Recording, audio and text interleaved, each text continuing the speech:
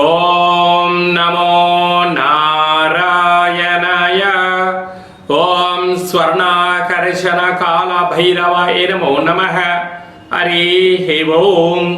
మా ఛానల్కి స్వాగతం. చూస్తున్న వీక్షకులకు, ప్రేక్షకులకు, ప్రియ కాల భైరవ భగవద్బంధుకి స్వాగతం పలుకుతూ మమ్మల్ని ఎంతగానో ఆదరిస్తూ ఉండబడినటువంటి ప్రియ సోదర సోదరీమణులకు, జ్యోతిష్య అభిమానులకు, సనాతన ధర్మ సంరక్షకులు అందరికీ కూడా ఆషాఢమాస అమావాస్య సందర్భంగా, అమావాస్య అనగానే అష్ట కష్టములను తొలగించుకొని అష్ట ఐశ్వర్యాలను, అమృతతుల్యమైన జీవితాన్ని ఎలా స్వాగతం పలకాలో మనం చేసుకునేటువంటి మాసమే మనకు ఆషాఢమాస అమావాస్య సందర్భంగా ఎలాంటి విధి విధానం పాటించడం వల్ల అఖండ ఐశ్వర్యం కలుగుతుందో సంపూర్ణంగా తెలుసుకుందాం.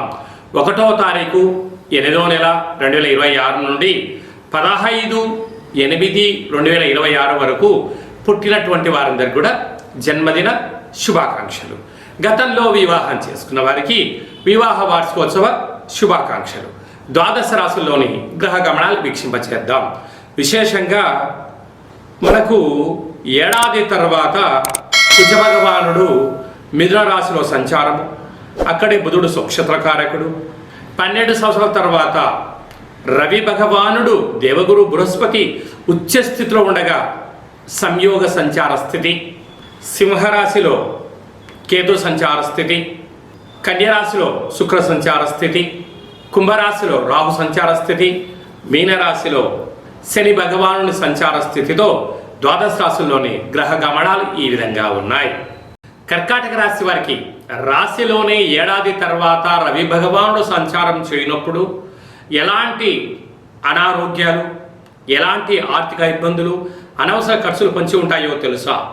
కర్కాటక రాశిలో ఏ నక్షత్రాలు వస్తాయనగా పునర్వసు నక్షత్రంలోని చివరి పాదం 4వ పాదము, పుష్యమి నక్షత్రంలోని 4 పాదాలు, ఆశ్లేష నక్షత్రంలో 4 పాదాలు కలిపితే కర్కాటక రాశి. రాశాధిపతి చంద్ర భగవానుడు. రాశిలోనే ఏడాది తర్వాత రవి భగవానుడు సంచారం చేయడం వలన కనుక వీలైనంత వరకు ఆరోగ్యం కాపాడుకోవాలి.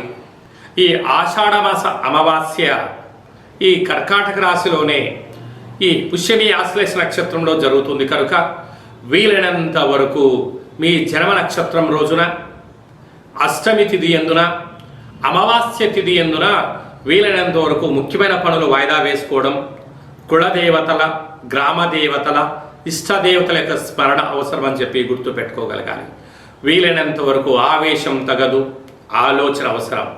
అష్టమ రాహు సంచార స్థితి ఉన్నప్పుడు సకాలంలో తిండి, సకాలంలో తగు వ్యాయామం అవసరం కనుక వాహన ప్రయాణాలు చేసేటప్పుడు ప్రమాదాలు పొంచి ఉన్నాయి, తస్మాత్ జాగ్రత్త.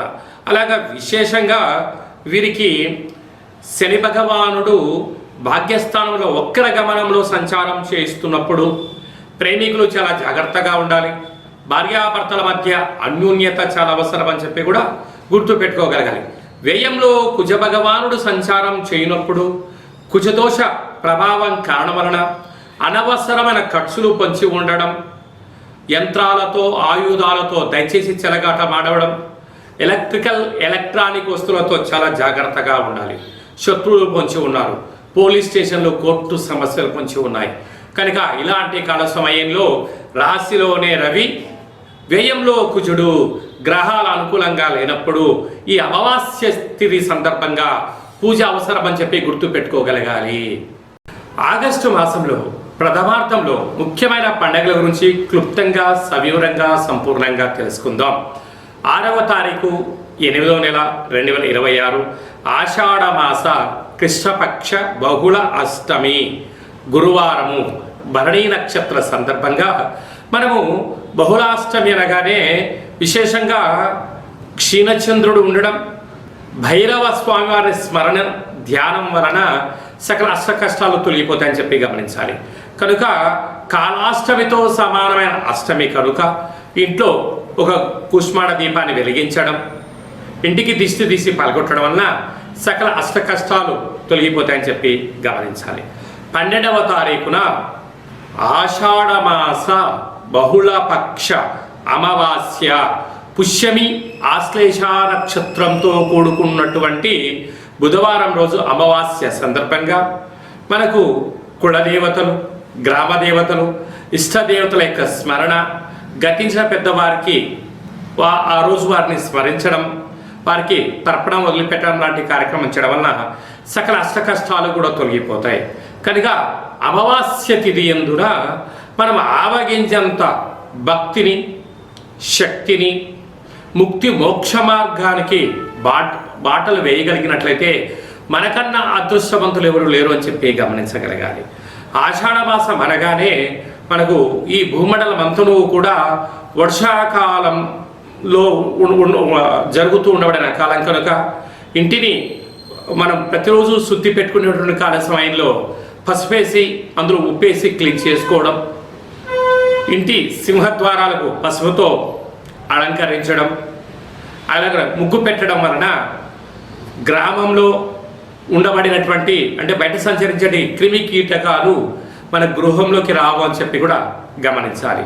అలాగనే ఇంటిలో కులదేవతల, గ్రామదేవతల, ఇష్టదేవతల స్మరణ, కూష్మాణ దీపము ఇంటి యజమానికి నరదృష్టికి దిశ బయట వేయడం వలన సకల గ్రహ దోషాలు తొలగి ఐశ్వర్యం కలుగుతుందని చెప్పి గమనించాలి. ఇలా కుదరలేనటువంటి వారు ఈ కింది నెంబర్ సంప్రదించినట్లయితే ఆ అమావాస్య తిథి యందు ఎలాంటి విధి విధానాలు పాటించాలో సవివరంగా సంపూర్ణంగా తెలియచేయడం జరుగుతుంది. అలాగనే మీ వ్యక్తిగత జాతకం తెలుసుకోవాలనుకుంటున్నారా?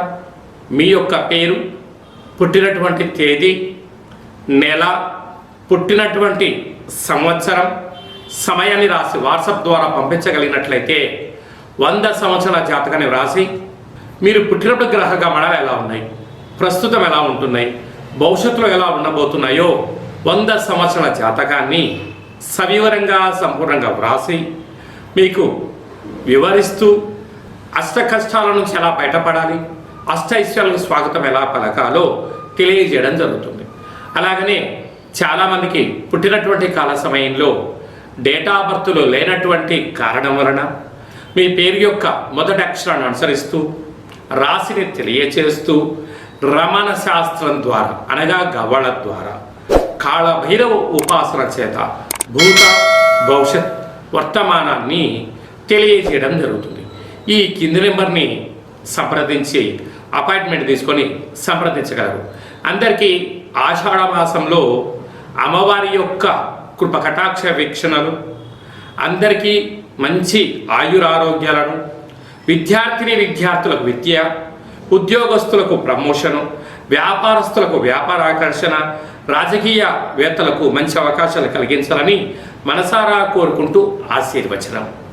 ఓం శతమానం భవతి శతాయ పురుష సతేంద్రియ ఆయుష్యేవేంద్రియే ప్రతిష్టతి ధనం ధాన్యం బహుపుత్రలాభం శత సంవత్సరం దీర్ఘమాయు సర్వే జనా సుఖినో భవంతు లోకా సమస్తా సుఖినో భవంతు సర్వం కాళభైరవ దేవతార్పణమస్తు.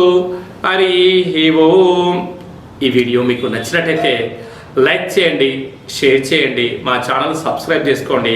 ఆధ్యాత్మిక భక్తి సమాచారాన్ని భగవద్బంధులకు, మిత్రులకు, స్నేహితులకు చేరవేసి హిందూ ధర్మాన్ని కాపాడండి.